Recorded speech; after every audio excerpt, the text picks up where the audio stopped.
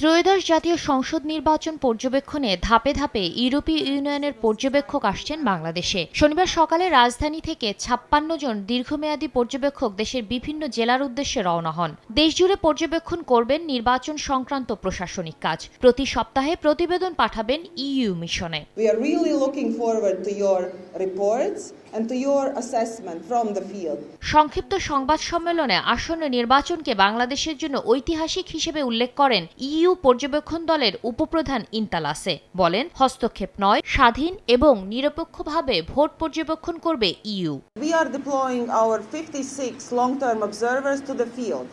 They are going to all 64 administrative districts of Bangladesh. Mission comes well in advance of an election, sends out observers to the field, observes all relevant aspects of electoral process in the field, its impartiality, its independence, and its non-interference, which means we are invited to observe, not to interfere, and we will very strictly adhere to this mandate that's given to us through the invitation. নির্বাচন শেষ হওয়া পর্যন্ত পর্যবেক্ষণের mandate নিয়ে কাজ করবে EU প্রতিনিধি দল। পরে আরও ৯০ জন স্বল্প সময়ের পর্যবেক্ষক এবং নির্বাচনের দিন ইইউ সংসদের সদস্যরা আসবেন।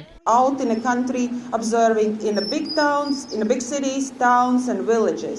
This means that 90 more short-term observers will be coming from Europe. ভোটের দুদিন পর প্রাথমিক এবং ২ মাস পর পূর্ণাঙ্গ প্রতিবেদন প্রকাশ করবে ইউরোপীয় ইউনিয়ন। শাতিলা শারমিন, সময় সংবাদ, ঢাকা।